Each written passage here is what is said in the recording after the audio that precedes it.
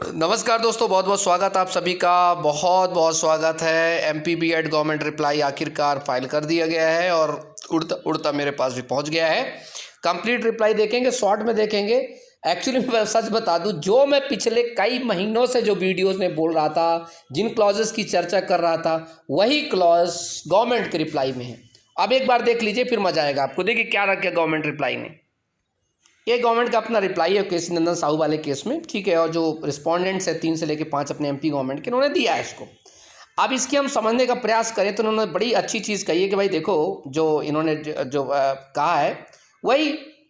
अब इसका पॉइंट 7 पढ़िए। It is pertinent to mention here that the state government in exercise of power conferred under Article 309 of the Constitution of India has framed the MP school education service teaching cadre service condition and recruitment. Well, it is settled that rules framed under Article 309 of the Indian Constitution of India are statutory in nature, and the state government is empowered to frame rules regulating the recruitment and condition of service of person appointed to services and post of state government. यही बोल रहा हूँ ना कब से, यही मैं अब चर्चा कर रहा हूँ ना कब से, कि भाई 309, मेरी सारी वीडियो में देखो कि आर्टिकल 309 के तहत जो पावर दी गई है, उसके तहत अगर उन्होंने अपनी चीज़ बनाई और की है तो अपना खुद फ्री है करने के लिए। अच्छा, दूसरी चीज़, एक और चीज़, देवेश शर्मा वाले केस में मैं खुद बोला, देवेश शर्मा खुद बचाएगा आपको। कैसे बचाएगा? देखो, माननीय राजस्थान के केस में क्या कहा सुप्रीम कोर्ट ने, क्या कहा माननीय सुप्रीम कोर्ट, सुना।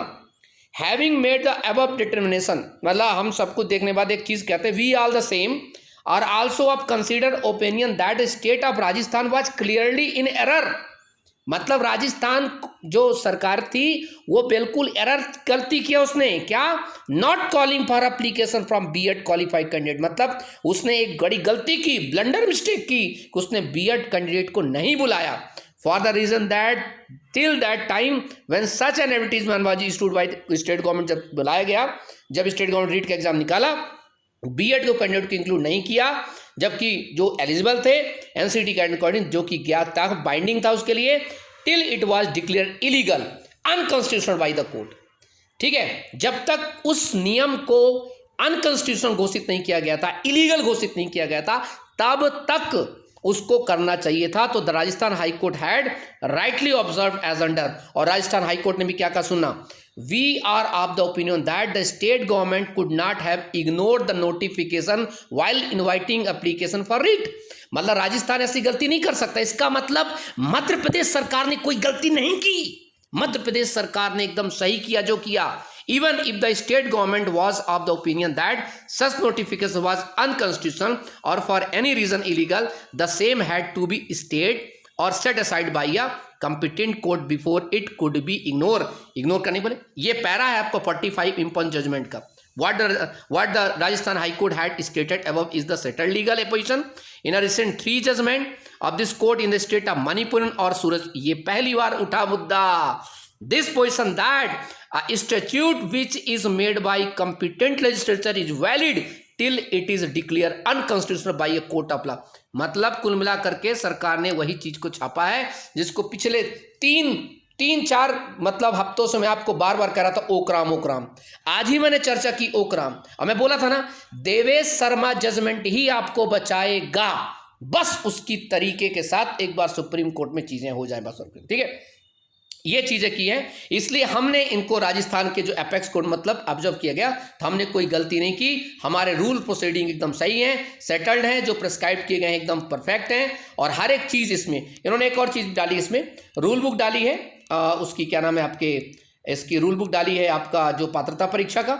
इसे बताया कि हम क्या क्या पढ़ाते हैं, बाल विकास क्या क्या पढ़ाते हैं, कौन कौन सी चीज़ें, ये आपका रूल बुक डाल दिया इन्होंने। पहला ये चीज़ डाल दिया रूल बुक की। रूल बुक के अलावा एक बड़ी इंपॉर्टेंट चीज़ जो मुझे इसमें समझ में आ रही है, जैसे उन्होंने रूल बुक डाला, इसमें हिंदी इंग्लिश दोनों में डाला इसमें, ताकि कोई दिक्कत ना हो। अच्छा, रूल बुक डाला पूरी पात्रता परीक्षा 2000, आपको पता है हमारा 2018 जो वहाँ पर माध्यमिक उच्च माध्यमिक शिक्षा पात्रता परीक्षा को भी डाल दिया। खैर, इनको प्राइमरी टीचर डालना चाहिए, पर उन्होंने पूरा ही डाल दिया है, कोई दिक्कत नहीं है। अब अगर हम उसमें चर्चा करें, क्योंकि पूरी रूल बुक आई थी, ठीक 2018 के पूरी रूल बुक उठा के देखे तो पूरी रूल बुक आई थी। अब अगर हम इसको नीचे जाते हैं जिनके ऑर्डर्स में, तो हमें कुछ चीज़ें और मिलती हैं। जैसे इन्होंने एक चीज़ डाली है, high court of Chhattisgarh Bilaspur की, याद है WPS नंबर आपका, या अगर आपको याद हो आपको, इस केस में बड़ा इंटरेस्टिंग हुआ था, फैक्ट हुआ था। ये खैर इंटरिम रिलीफ के तौर पर डाला गया था।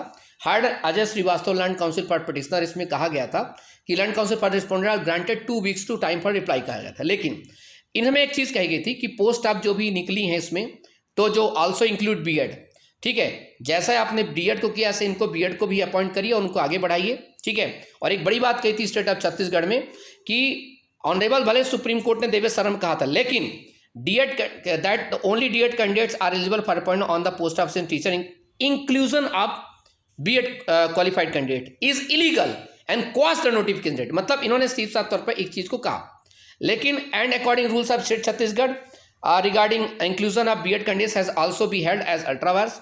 ही therefore prays for staying the further process. याद करिए इसको फिर स्टे किया गया था और इनको जो क्वालिफिकेशन वाले थे, ठीक है, इनको therefore the whole recruitment process में नॉट बी स्टेट तो नहीं हो सकती, लेकिन हम कंसीडर करेंगे और जो भी चीज़ें होंगी इसके लिए, तो ये तमाम चीज़ें, तो ये हमारे लिए काफ़ी इंपॉर्टेंट था। रिस्पोंडेंट्स को बोला गया था आगे चीज़ करने के लिए, ठीक, तो ये उनको ही बोला गया था भाई इनको भी लीजिए और आगे बढ़ाइए। दूसरा केस आपको याद है, स्पेशल लीव पिटीशन, अगर याद हो आप लोगों को, ये हमारा था हरिशंकर की चर्चा करें इन्होंने, हरिशंकर का भी जिक्र किया। हरिशंकर में क्या था, हरिशंकर का जो जजमेंट आया था, इसकी थोड़ा सा डेट हम देखें, 29/8/2023 की बात करते हैं। ये this petition called on hearing of today, वो जब लाई गई थी, इसमें क्या कहा गया था कि no need to issue following notice to them, issue notice respondent 1। और इसमें बड़ी बात कही गई थी कि जो ये मैनर है, जो आपका सिविल अपील पास किया गया था कोर्ट ने, तो यहाँ पर हम इंटरप्ट नहीं कर रहे हैं किसी चीज़ को। मतलब एक बड़ी बात है, मतलब आप एमपी हाई कोर्ट में जो चीज़ें फाइल हुई हैं और जो सुप्रीम कोर्ट ने वेल सेटल्ड तरीके से यहाँ पर पहुँचता है, मतलब अल्टीमेटली इसको जो बचाने का जो कार्य किया गया है, अगर ये 5 तारीख को उठ जाती बड़ी समस्या होती, इसमें देखने का प्रयास करेंगे।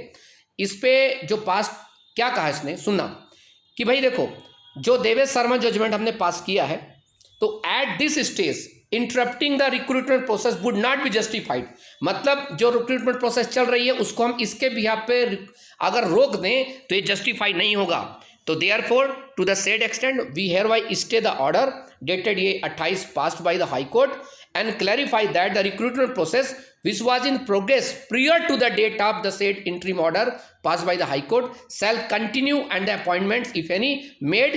आपको पता होना चाहिए कि जब मतलब क्या हो गया, तो कंसिडरेशन कहने का बात है कि जो भाई जो हाई कोर्ट है, जो भी तमाम चीज़ें उन्होंने कहा, तो जो सेलेक्टेड कैंडिडेट्स हैं shall inform the same by appointing authority, उनको लिया जाए भाई, उनको आगे चलाया जाए। ये भी एक हमारे लिए काफ़ी इंपॉर्टेंट था और इसी को इन्होंने रखा है, तो ये आपके लिए काफ़ी इंपॉर्टेंट हो जाता है। ये बस इन्होंने 2 चीज़ लगाई है, ठीक, 2 चीज़ लगाई है, क्योंकि इनके पास अर्नो उस समय था नहीं, तो इसलिए अर्नो मैंने उनको उसी वक्त, आपको पता है अर्नो मैंने उनको उसी समय थमा दिया उनके हाथ में, तो एक और हथियार आपका अर्नो लग गया। यह तमाम मतलब मैं आपको बताया हूँ, बार बार कहा हूँ कि देवेश शर्मा ही आपको निकाला है और देवेश शर्मा ही आपको बचाएगा। और पहली बार किसी हाई कोर्ट में ओकराम की चर्चा की गई, मध्य प्रदेश हाई कोर्ट में एक बात चर्चा की गई, अर्नव की चर्चा की गई, मध्य प्रदेश हाई कोर्ट में चर्चा की, राजस्थान के उस स्टेटमेंट को कोर्ट किया गया। तो मेरे भाई फिर से मैं कह रहा हूं, अच्छे से लड़ोगे तो अपॉइंटमेंट जिनका हो चुका है वो जीतोगे।